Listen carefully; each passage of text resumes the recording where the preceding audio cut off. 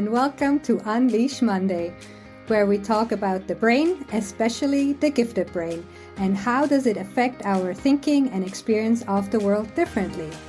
There are a lot of stereotypes and stigma around giftedness, and I'm here to challenge those. I'm here to raise awareness and to have a conversation around this topic of what does it mean to be a gifted adult. Common experience among gifted folks is that they feel out of place. They don't quite fit in. They are too sensitive, too intense, too emotional, too overexcitable, and too deep thinkers about the world and about themselves. If you have been called too much of about anything, then this show is for you. My name is Nadya. I'm too loud, too colorful, too bubbly, too bossy, and love to talk too much. So welcome to my world, and I'm so happy you're here. Hi, everybody. I hope you're having a great Monday morning, and I hope you're getting into this week in full swing. So this whole pandemic year is actually coming to its first anniversary, and I hope it's going to be the last. So I'm just curious, did you develop some sort of habits or coping mechanisms that helped you to get through this difficult year? For me, the one thing that kept me sane was going for walks, extended walks. Basically, every day I go for a 1-hour walk, mostly by myself, but sometimes accompanied by my partner or family or friends. But I do like these quiet times just by myself and getting to reflect of what's going on or thinking about podcast conversations that I had or possible podcast guests that's coming up. So I used to listen to podcasts myself during those walks or listen to books. But recently I found out that I actually enjoy listening just to my own thoughts, and I needed this quietness a little bit because I feel like when I'm home and also working from home, the podcast and having social media going on and having, a TV and Netflix, it just feels there's just a lot of noise constantly that sometimes we don't listen to ourselves enough. And I started taking more breaks from my devices, and I felt like I always need to be productive, even using the walks to gain more insights, to learn something new. But actually, sometimes it's really good just to let also my subconscious do some work and just me wandering and let my thoughts wander. It's kind of like, I don't know if that's already meditation, but it feels a little bit like it, I must say. So that's what's helping me, keeping me sane during this difficult times that we have currently on a global scale. So I hope my podcast does give you a little bit of positivity and insight and a little bit of refreshment in those kind of weird times that we're in. So, but let's get right to it. I don't want to keep you longer waiting for today's guest. Today, I invited Nadya Abo-Shaeer to the podcast, and we actually met through Aurora Remember Holtzman. We met one of Aurora's community calls, and Nadya reached out afterwards, and we had a conversation, just the two of us, and just felt like we had so much in common, even more than our names.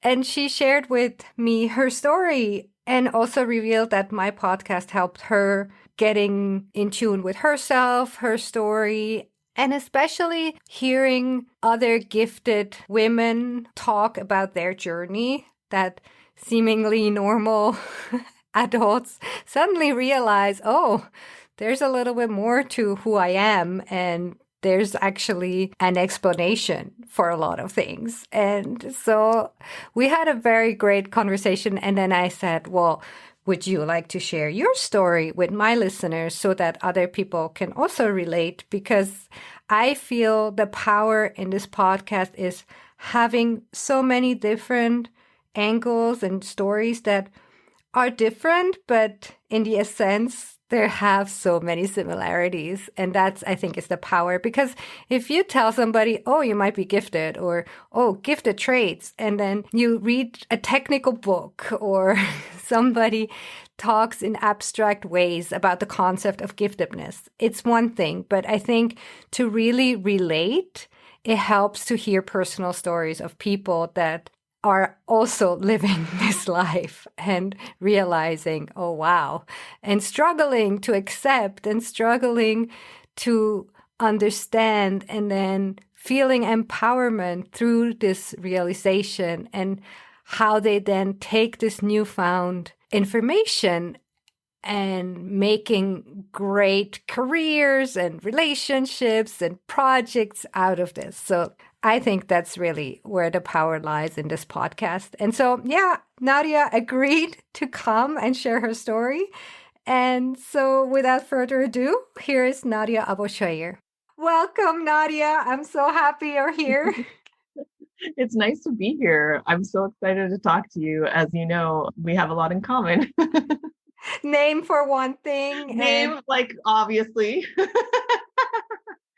And our gift for loving to talk and being excited and exuberant. And I really enjoyed hearing the first few episodes. I didn't know, because the podcast evolved very organically when I was listening to it, but just your temperament and the way that you were describing yourself, I could really resonate with as someone who's very exuberant and effusive in my own language and talking. And so it was really nice to get a chance to talk to you as a similar neurodivergent person.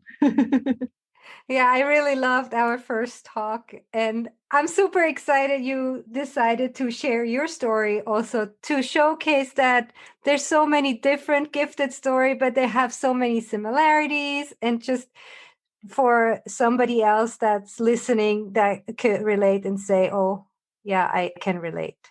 So why don't you start with your own story?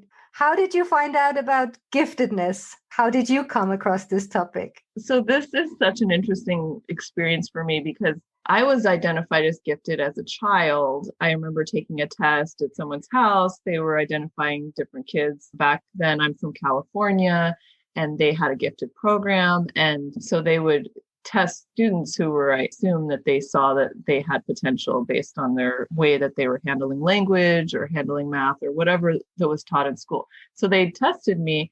I tested as gifted. And then I was so self-conscious about the label, even as I think I was maybe 9 or 10 years old. I was in elementary school and I was so self-conscious about the label because I had lots of friends who were not identified as gifted. And I didn't see the difference between me and them in many ways, also because I grew up in California where there was a lot of racism at the time toward Mexican American people from other countries. And I was Arab and white, and my mixed race background made me often mistaken for being Mexican or being from that area. And so I was always being aware of this racism underneath things. And so then when I got tested as gifted and then they wanted to put me into the gifted program, I think I unconsciously saw that there was this inequality. So then I thought, I don't want to stand out. And also, I don't feel like I belong with that ethnic type, not because it was mostly white kids in the gifted program. Unfortunately, there were some that were identified that weren't. But this is just an issue that I realize now, looking back, is that I was so conscious of inequality. It's like one of my gifted traits is to notice when there's maybe a disparity and really want to work around social justice. So that story kind of starts me in this direction where I actually asked my parents not to put me in the program. I said, I don't want to be in it. I don't want other people to see me. I was a little self-conscious too. I was kind of a shy person in certain ways. I didn't want to be targeted. I could see that people bullied people if they were too smart. So that's when I think I started really masking my abilities and also, unfortunately, not maybe valuing my gifts, like more seeing them as traits that now other people might see as being better or more capable. And so then I would stand out. And I could already see that there was many times where I was with friends and I would just, my vocabulary would be more, or I would have just be able to quickly do something. And then they would be struggling. And I even was tutoring one of my friends and I was feeling like like I could tell there was just something not right, like, in the system. Like it just didn't feel like the system was fair. So then anyway, I went on through school, never went back to the gifted program, at least in elementary. But then I just, because of my ability and because I really liked rigor and wanting to do good work, I did end up taking what is called GATE classes in my high school. And then they're called advanced placement. Those are the other classes that they call them. That those are the ones where they are a little more challenging, and the level of maybe the learning is also, given the educational standards, a little higher. But I found also in those environments very challenged in the similar way that I described, because a lot of the privilege that I saw of those that got to be in those classes was related to race and class and a lot of things that were more about social inequality. And I didn't see as many of my friends who I knew were also gifted, maybe in those classes as well, if they were not of those backgrounds. So there's something, definitely a connection. I had one friend who I became close to, who he and I could really relate. He was Mexican American. And in my sort of dimension of social justice, I could talk about those things with him. But I noticed that I couldn't talk about those things with the other, like, gifted or sort of the people in the other programs. So that was kind of illuminating, looking back on my history and then looking back on how much I suffered in those environments, because what I wanted to talk about was like social inequality. And I'd be like, wait, there's like a gender gap here in this classroom. I don't see that the women are allowed to talk, or, and then I would get this like really negative response from the teacher, because, I was kind of questioning the pedagogy of the class or something, and I got such negative feedback that I thought, wow, am I just like a bad, like, I was like, am I a bad person? Like, do I just like bring up things because I'm being, but I would literally feel like there were these conversations where women's voices would be silenced, or if you brought up a gender issue or an inequality, there would be this like silence and kind of silencing. And now I know from experience that that's like pretty typical. And of course, the time I grew up in, this was like, what is this? What year am I talking about? Like, we're talking the early 90s in California. Okay, not the most like aware. We weren't like, oh yeah, everything was all equal, and it was not. And there was a lot of racism, and there still is. And that's what we're seeing now in our country, is this kind of renewed understanding that there's been so many of these issues.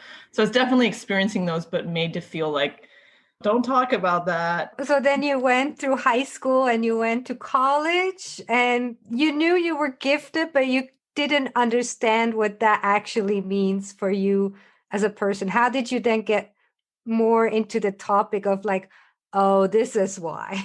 This is why I didn't fit in with, the high achievers. Yeah. Yeah. And that's what's so interesting too, is that like throughout my college, if you look at like what I decided to study, I was extremely interdisciplinary. And I really wanted to study things that integrated my complex level of knowledge in many, many subjects, and even integrating them so that I would be like, oh, well, I'm interested in social justice. Well, how does that relate to literature? How can we use literature to understand social justice? So my major in college was an interdisciplinary peace and conflict studies major with an emphasis on literature.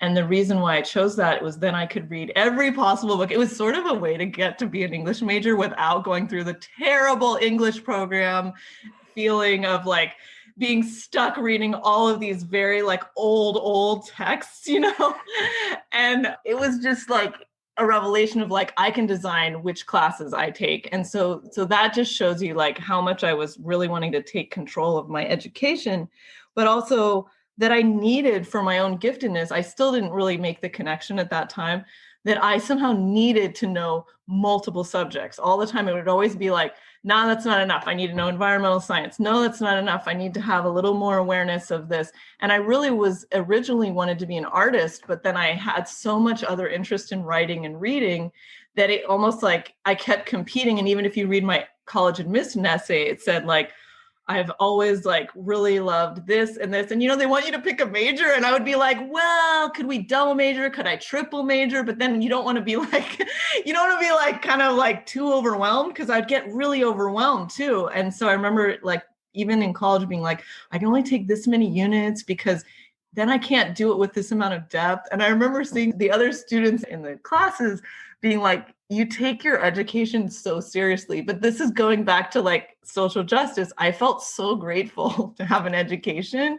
Like I didn't grow up with a lot of money and I got a scholarship to go to school. And so my whole logic was like, well, I have to get the most out of this experience. Like I was just like ready to go. I was just like ready to like do anything. And then I also, because I went to UC Berkeley, this was like a disappointment a little because I didn't know how elite and competitive it would be. And I transferred there from a city college. And so my city college experience was actually the more neurodivergently attuned because I could take all these classes at a city college, which is it's like a more open college. It's not a rigorous application process. We had great teachers there, but it didn't have that elite stamp. And actually that was exactly the right environment for me, but they didn't have 4-year city colleges. So then I went to UC Berkeley thinking, well, I'm going to do this great thing going to a place that's like this important place with all this knowledge. And then in fact, it was like very conflicting for me because it was very competitive. And that's a really hard thing for gifted people sometimes is to deal with the stress, I think, of having to not compete against yourself or do your best. It's not that rigorous thing. It's competing against literally other people. There's curves in the classes. There's a lot of pitting students against one another. There's a lot of fear around saying what you want. So then I was back to the same feeling of high school. I was like, no, like I was so mad. I was like, I felt so tricked. And I was really angry. And so then like, I was like, no, but I got to finish my degree. So by the last semester there, I was just like tapped out and I didn't understand the whole gifted connection at all at that time. I just thought, well, I'm smart, but somehow I'm not smart. Like somehow I'm not working this angle. Like every time I would try some new thing, I'd be like, I don't understand why the whole educational system is built this way. Like, like I was like, I just want to opt out again. Like I said. Yeah, like if everybody keeps saying I'm so smart, why can I not figure this out? Yeah. Why can't we all get along? That was back to social justice. Why are people fighting? And I mean, to go back into my background, I grew up with this backdrop of having seen my dad's family, attacked by the United States. He's from Iraq. And so having this entire like backdrop of like social justice, I was really curious about like, what is the solution to, global crisis? Like early on, like in my teens, I was like, surely there's a better way. Surely there's a diplomatic solution. Surely we shouldn't be killing people for, and taking away basic human rights. So this was like a touchstone for me since I was young, was this like inexplicable, like, why are people like, so this equality thing has always been really in the forefront of my mind, and trying to figure out ways to support that need in myself, but also be heard and felt, has been a struggle. Like often I'll bring up these issues and people are like, you're taking it too seriously. I'm like, how can you be taking, like, it's global crisis. Like, how can I take it less seriously? But anyway, it's just like. It's your small talk, right? Yeah, it's like, let's just be like, okay with the way things are. And of course, that's not how things change. So that's been a struggle for me, I think, as a gifted person, where I didn't see places where I could express those sort of needs. And now that only about 6 months before listening to your podcast, was I really adjusted to, okay, I'm gifted, it's this. And then I listened to your podcast and it was even more informative in a way, because it had this narrative structure that I could really identify with, where the characterization of it was a lot more like me, where it was just regular life stories, people going through this thing and not understanding. And you had one person on that said this thing of like, then you look back on your whole life and you're like, oh. I think that's all of the people. That was what was going on. I didn't understand. I had all these sensitivities. Like I would have conflicts in relating to people that I didn't understand, was just because I was so sensitive to like imagining all the possibilities of how they were thinking that I couldn't like turn it off. Like I'd be like, well, maybe they're thinking this or this and this. And then of course I would come across as like, why is she anticipating several of these possible things that I could be saying. Why doesn't she just listen to what I'm saying? But it would be really hard, I think, because I would always be trying to understand.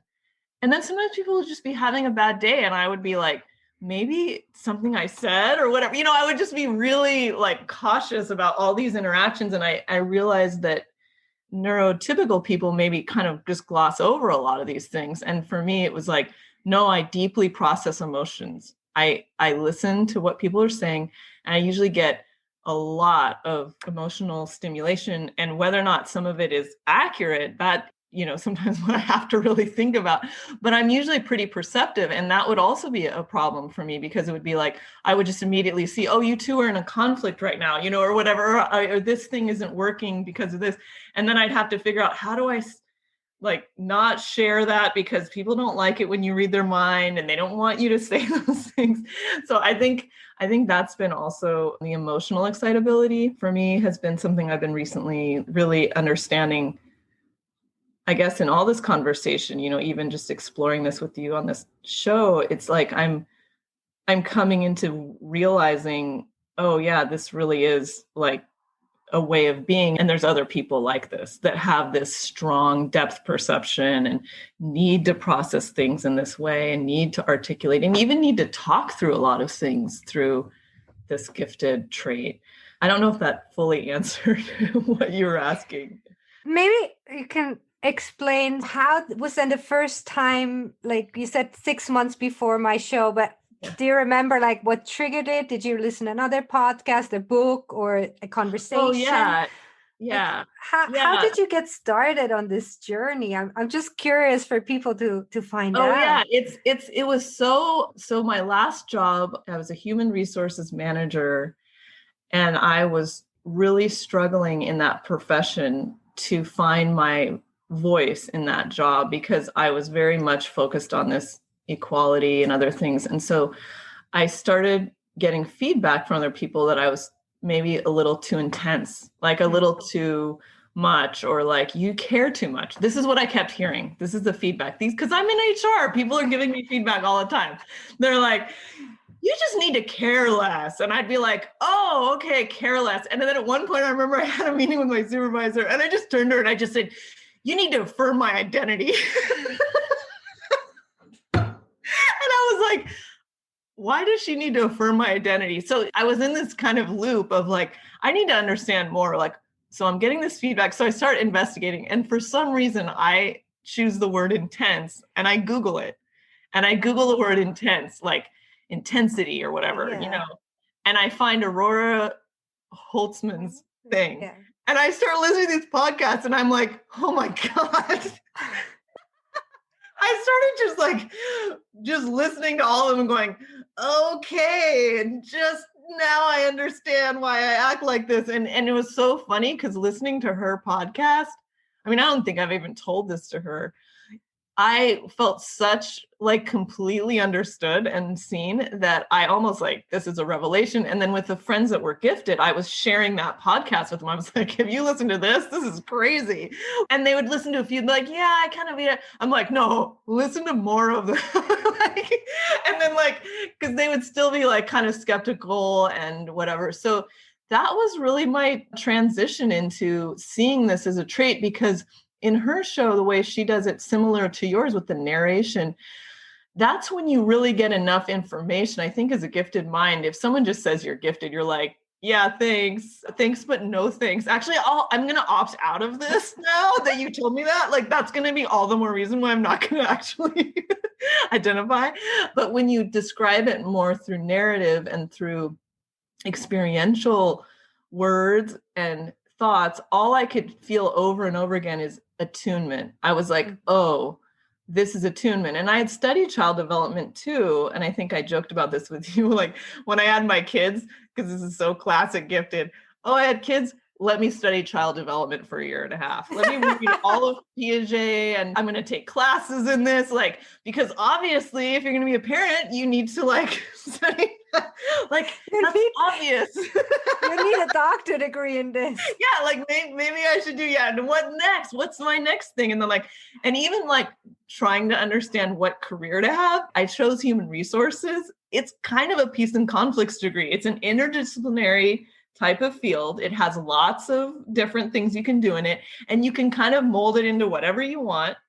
And you get to kind of study what makes work useful. So like, I know a lot about what makes work healthy and sustainable. And what was funny is by the end of leaving the job, I was like, I am not good at this environment and this job. And I think that it's the environment, and it came around with having listened to Aurora's show, and she has so many different types of people on there talking about their different journeys, and also each one of them is so unique, but collectively made sense just in the overall way that they were having to approach their life with this very, like, I would call it a lens where you have to be more self-aware, and you have to be attuning to yourself finally and saying, oh, actually, I really don't like loud noises and buzzing and bright lights, and I don't like open offices, and I don't like being interrupted like randomly. And you have to start really tuning into your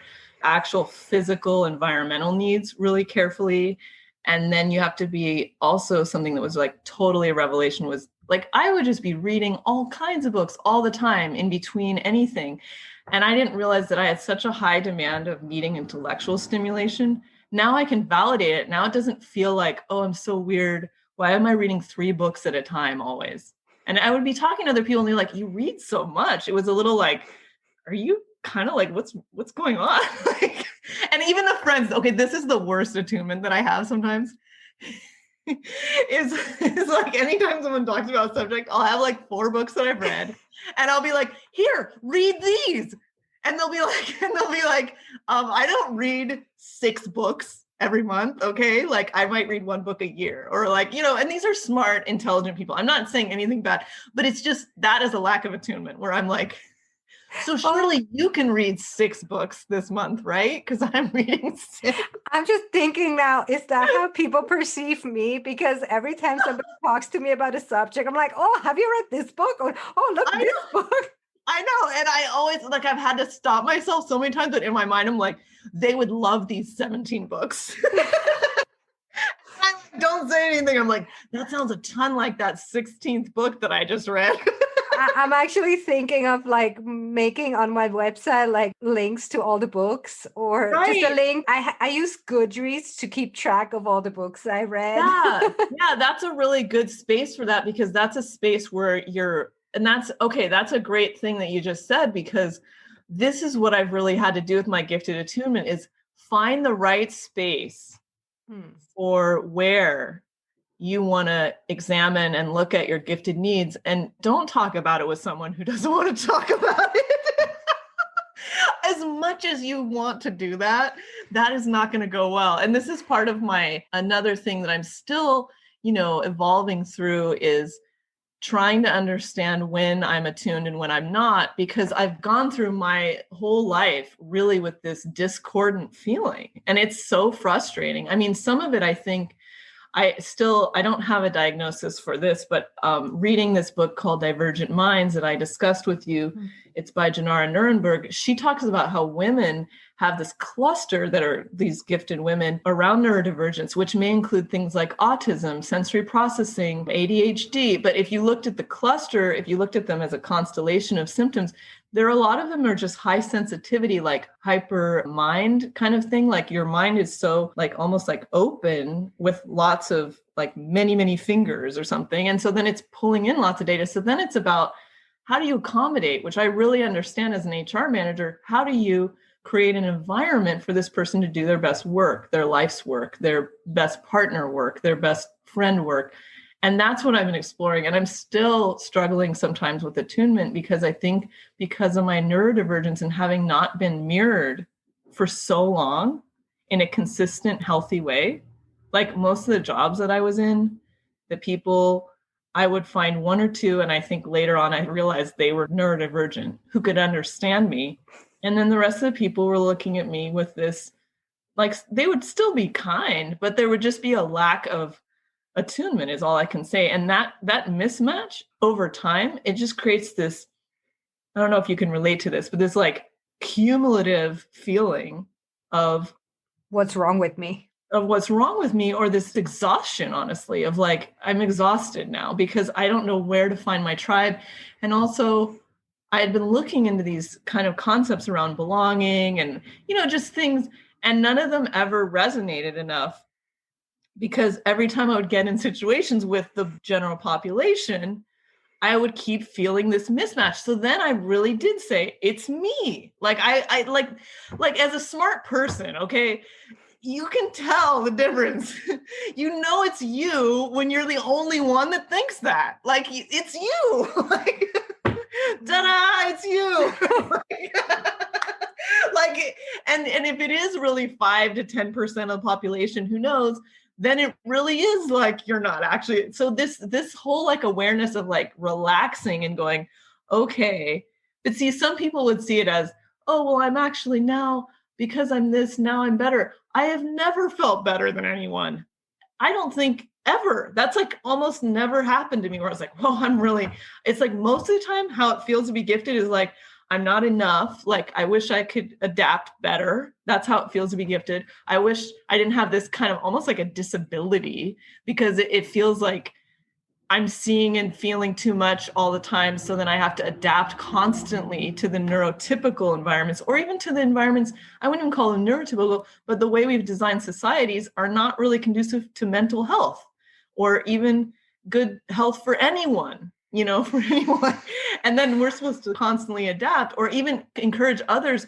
Oh yeah, you shouldn't be feeling like that. Or a lot of the mental health models that I see out there are very one size fits all, and they don't account for the real neuroatypical person unless you have a real known disability, which mental disabilities are really underdiagnosed and also undervalued and under-resourced. People are very pathologized in our culture if they have even depression or anxiety, but a gifted person is always going to have depression, anxiety.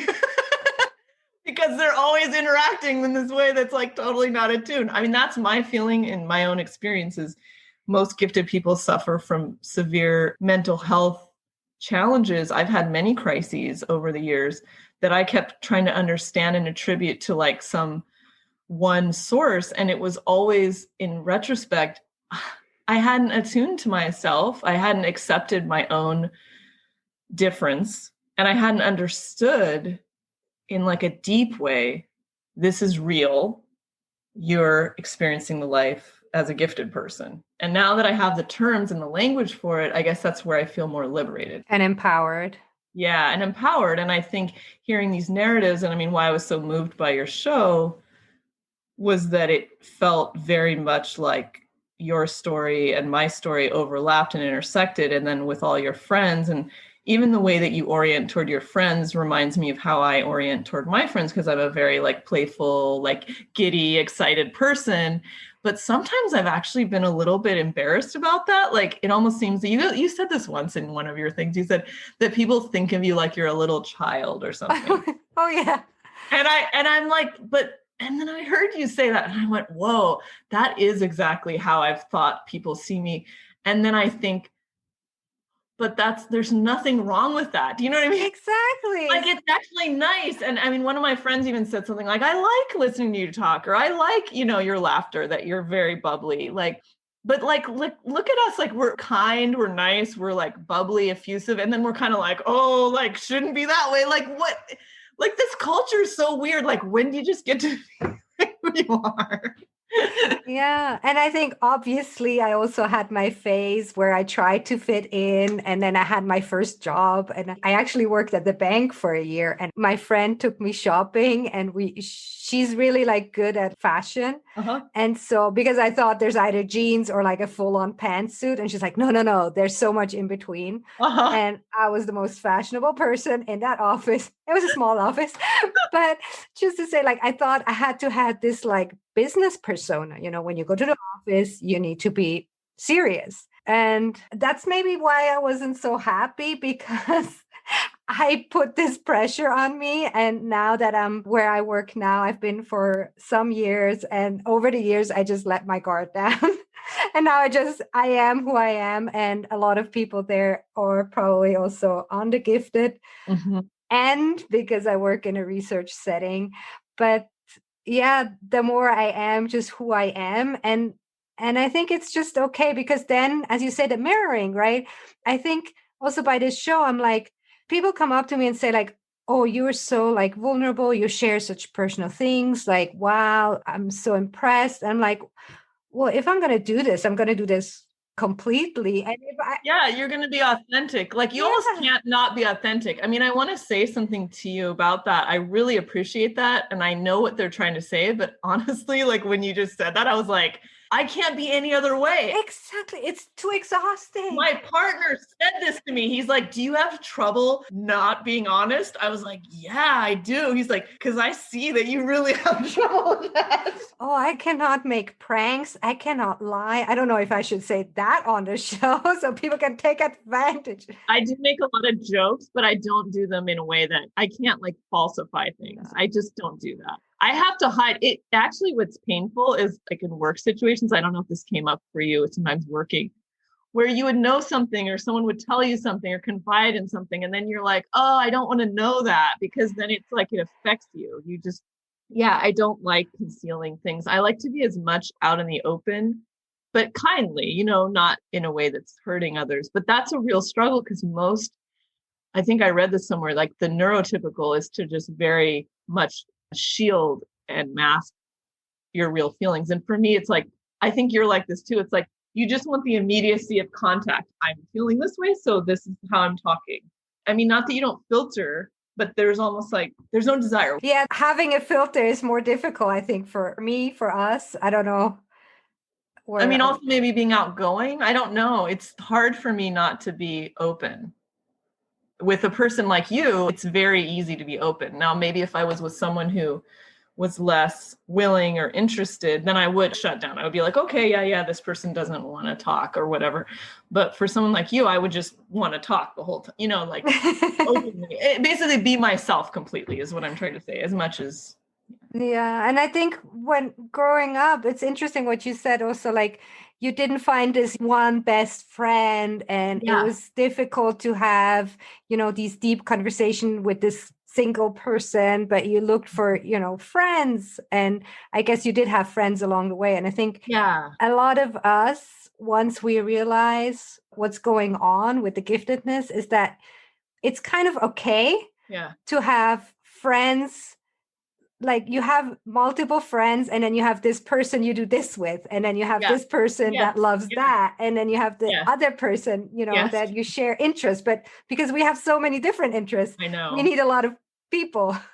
Yeah, and I'm more like that. Definitely more like you, because some gifted people really aren't as interested in having all these interactions and all these friendships. And so some of my gifted friends who are more introverted, Yes, they would look at how my lifestyle was with having a multitude of different interests with different people. And they might even express a little bit of, it wasn't exactly an envious feeling, but it was kind of like, how are you doing this? Like my partner even says things like this, like, it's so easy for you. It's so, and I said, it's not so much that it's easy. It just seems that it's what I need. And so then I also, sometimes because my partner is male, I think women have an easier time sometimes socializing than men. And so for women that are very emotional, it's easier for them to, when I say very emotional, like needing emotional attunement and having emotional expressiveness, like you and I wanting to talk and having a lot of talk-oriented processing that we enjoy, which is totally great. That's a great need that we have. But that for us, it's easier to navigate. Like we have more opportunities. And that's what I see is often in the male population, that there's a lot of shutdown around emotions. And so there's not as many avenues for that. And so I'll either see like men are able to then maybe have more female friends if they're more emotionally gifted the way we are. And then there's just not as many opportunities for them to attune with other men. Now, that's just maybe cultural. It might be in different cultures and maybe it's different, but I'm talking about the United States or maybe just California or maybe just Berkeley, California. I don't know. But anyway, but yeah, I've seen that for sure. So yeah, I'm the way you are, like where there's a lot of different kinds of people that I like to be with and enjoy. And I have that bubbly personality. So I think people are drawn in by, the humor and the warmth and all those things, but there's a lot more to me. I'm not just that. But that's an external thing that does draw people to you. Like you have that personality too, is a very warm and engaged person. And that's why I really resonate. Like that's why you and I are really attuned. It's like, oh, someone just like me. I felt the same. Yeah. And I think for me, just at some point, yeah, I thought, okay, this is just who I am. And if people don't see it, Yeah, then they won't. yeah, I mean, if they get to know me, I'm also been described as naive in the past. Yeah. And obviously childlike and bubbly, but I don't think it's a bad thing. So you can think whatever you want. Like Yeah. I'm okay with who I am by now. So Yeah. but for sure there are still people out there struggling. And I think that's also why I think, I have this personality. I'm outgoing, I'm bubbly, I like to talk. That's why I have a podcast. And I do know I have probably more self-esteem, or I'm okay with myself. And I know others don't. And again, where you have this equality issue, I have the same, and I just want to be an advocate for those people. Yeah. And I know a lot of people advocating, for gifted kids because they say they don't have the voice, they don't get the support they need. I want to be their advocate, and I'm just the advocate for all the adults that also need support. And just because you're gifted, you're not going to figure it out yourself. You do need some support. Yeah, you need more help. I think that that's what I really understood what you just said is like, you need a lot of help when you're gifted because you're navigating things in a way that takes more energy and complexity. It's like if you're going to have higher levels of neurocognition where you're taking in more data, then you need more tools to help you filter and control it. And also not even control it, but manage it or direct it effectively. Like Aurora talks about this on her show about harnessing your intensity. And I think that's where I'm at right now. I'm still on the journey of how to harness it, but knowing which spaces and attuning to which spaces are appropriate is important, because I think what was happening for me is I was struggling trying to find, well, is it okay to be like this here? Or what about over here? And like, I think you've figured out organically with your friendships, like I have, just have like lots of different interests and have different people who are able to meet you in that space. Like if you have dance that you like, then be with the friend that likes to dance, and that's what you're going to do with them. And maybe you're going to do a lot of other things with them too. But don't then go to your friend who doesn't dance and be like, come on, why aren't you dancing? Get up, let's dance. And they're like, I really don't dance. And you're like, no, but doesn't everybody just dance? I think also maybe this is another thing I want to talk about a little bit is being multipotential, which is that term for being interested in a lot of subjects and being really capable in a lot of areas. Also, I want to just say that looks really weird to people. I've had people say to me, is there anything you can't do? Like, what is it? What is going on with you? Like this minute you're like an artist, the next minute you're doing like something like with science, the next minute you're doing something over here. And that's not to boast. It's really like, that's how I am. It's like, I can cook really well. I can also sing. I can dance. I can do this other thing. And then they're like, well, then what? I don't like, what are you trying to do? Is this some kind of like, like as if everything that I'm doing is like a commodity or something. I'm just doing me. This is like me. Like, you know what I mean? Like there's something where you always a little bit like, what if I have all these interests? I don't know. There was something I remember being a little shut down sometimes, feeling like, almost like people don't want to see, is it that they don't want to see someone doing something because they want to do it? I mean, because to me, like I look at you, you're different than me. I don't judge that. I don't say, oh, so then why am I not also doing the exact same thing? And, but I think there's something where I think I got the message early. I don't know if it's also being female, because you talk about this on your show. Being female, sometimes you're not supposed to be too smart. You're not supposed to be too this or too that. And if you're attractive, then you're not smart, or, there's all these like weird boxes, right? And I remember perceiving some of those, and they're so complicated, like those filters that you're getting on yourself of like, it's almost like people's expectations are never what you actually are. You know what I mean? Yeah. Like they see one thing, but actually you're this other thing that's like way more. Oh, I think I just realized something because in the past, people have told me that they thought I was shallow. Mm, And only when they got to know me, they're like, oh, you're actually not. And so I realized my first impression that I give is not yes. the correct one, obviously, but people that take the time and then they actually admit it. But I also felt the same with other people. So I never judge anybody the first time.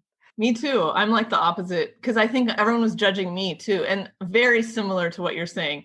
I would get this response of like, oh, that's that cute, bubbly person. And then I'd be like, I'm actually very intellectual. I actually read a lot. I'm not, but Oh, here's a book I can advise you yeah, to here's read. 16 books of you, are you reading as much as I am actually? I'm just kidding. It was just hard because I was like, well, this is who I am. And I remember feeling like I can tell from like listening to you that you're being who you are. Like this is who you are. Like you organically are this bubbly, kind and thoughtful. And it does actually speak to the social equity because I think people that care a lot, part of why we're joyful and positive in this way, I think some of it has to do with us being neurodivergent where we're emotionally sensitive. We talked about this in our last discussion about how you are also sensitive the way I am, where you see like a sunset and you're like, that is the best sunset. Oh my gosh, my whole self is flooded. And that's like the sensual and the emotionality. And so because we have that, then of course we don't want to see people suffering. So why would we ever compete with anyone? And why are people so mean? That sounds naive, right? When you say that to someone, why are people so mean? It sounds like a little kid, Yeah, It's a good question. Why are people mean? it is an interesting and very good question. I've been trying to answer that my whole life. I just want to ask you one question because you talked about the multipotentiality. Yeah. Do you sometimes take things out of your CV when you apply for things? Yes. Yeah, like I've had to tailor every CV. I go, okay, just put the relevant stuff. Don't make it look like because this last job that I applied for, I was like, should I take off that I was an art teacher? Like this, but then I was like, well, it's a design school. Maybe I should put that in there. But it was for a human resources manager. But then I pivoted off it and I said, if you can teach multi-grade level kids in a room, then certainly you can manage a college, right? Aren't these things in some ways analogous? Dealing with a conflict at work with an employee has some trouble. That's dealing with young people in an environment like a school setting or in an art setting. Plus, if it's a design college, then yeah, of course, you can have art background. Then you'll understand the reason for the whole mission of the college. Yeah, I think I oftentimes would find ways to express that in my resume, but I would tailor it to the job and say, here's transferable skills that I think would work across anything. So. Oh, I love our conversation. We're already talking almost an hour. I have one last question for you. Yeah. So, is there anything else you would like to share, or is there anything you wish you would have known earlier? I definitely want to share that it's not easy, I think, for anyone who's gifted. Even if you look at a gifted person like myself, I'm in my mid 40s and I'm a little more well adjusted for different reasons just because of where I am in my life. I have 2 young children who are now 10 and 13.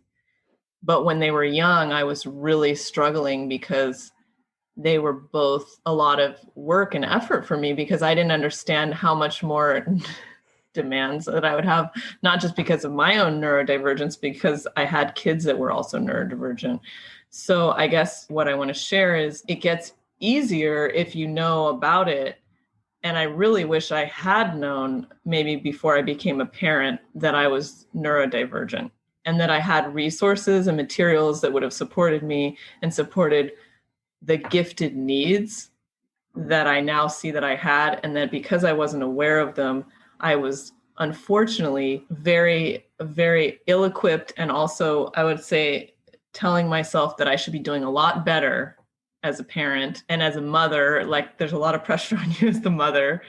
And I could just see like in the interactions, wow, this is such a sophisticated interaction. This is taking a lot of my energy to really understand and attune to my child. And I don't feel like my own attunement in my own life is getting attuned to. So then I was having a lot of this lack of understanding. And when I read this book called Divergent Minds that I mentioned earlier, she talked about sensitivity and how women also, if they are neurodivergent, they struggle a lot with raising children.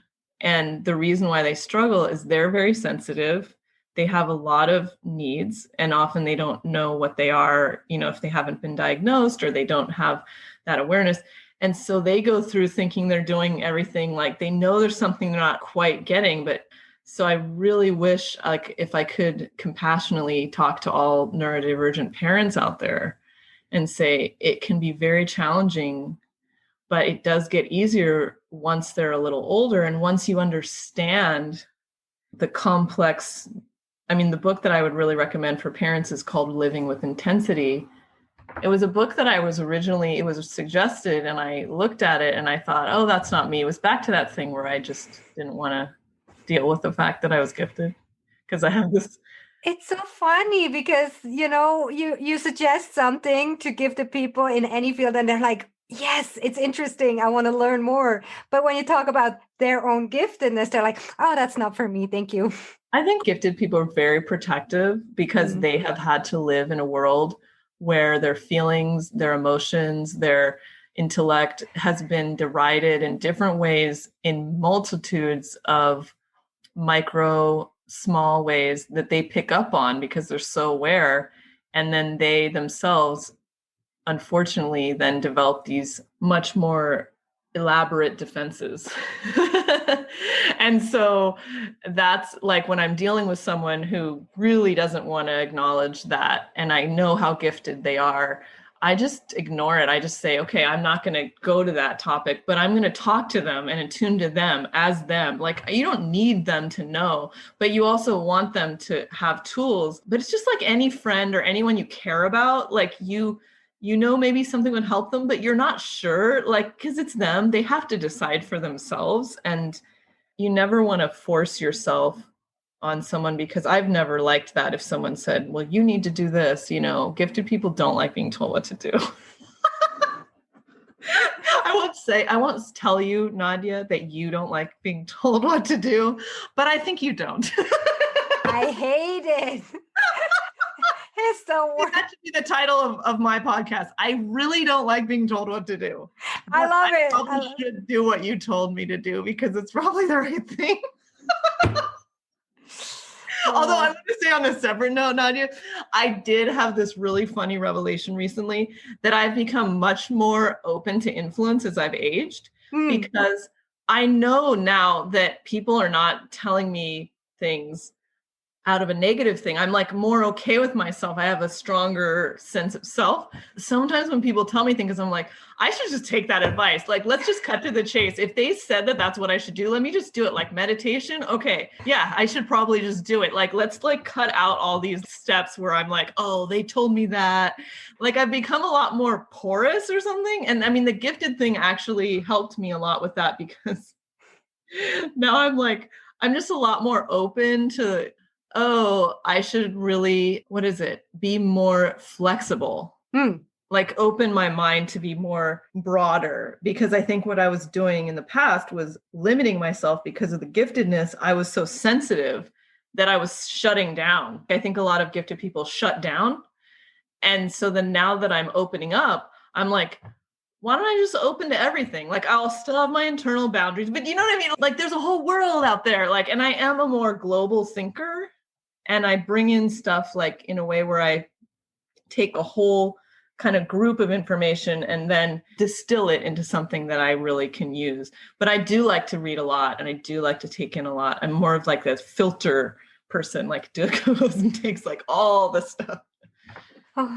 So anyway, I know we're probably needing to wrap up. So, but I'm still. Unfortunately, but I really love this. And I hope maybe you come back onto the show in a little bit later and tell us what you've been up to and what you have distilled. I would love that. I would love that. And we're going to keep talking off the podcast anyways. So yeah.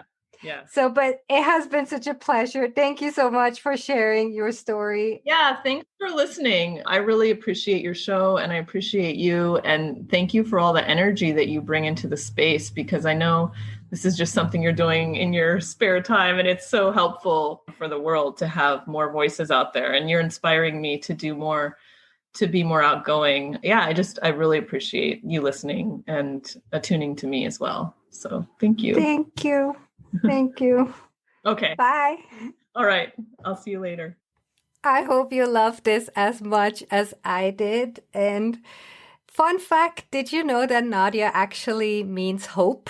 So I hope that Nadya and I were able to spread a little bit of hope around this topic of giftedness and a little bit of hope and positivity of how to navigate through this neurodiversity field and through different careers and multipotentiality and just spreading joy with our bubbly and positive personality and spread a little bit of hope in those dire times that we're in. I think the two of us, we have such similar personalities, and I hope we weren't overwhelmed by our intensities and got a little glimpse into a conversation when two intense and amazing human beings just have an interesting conversation about everything and anything. So I'm so happy you're here, and I'm so happy you found this podcast. So if this is something you could relate and something that is useful and helpful to you, please, please, please leave a review on Apple Podcasts and give a few stars. That would really mean a lot, because the more people that like the show on Apple Podcasts and the more that actually leave a written review, you can scroll all the way to the bottom and then leave a written review.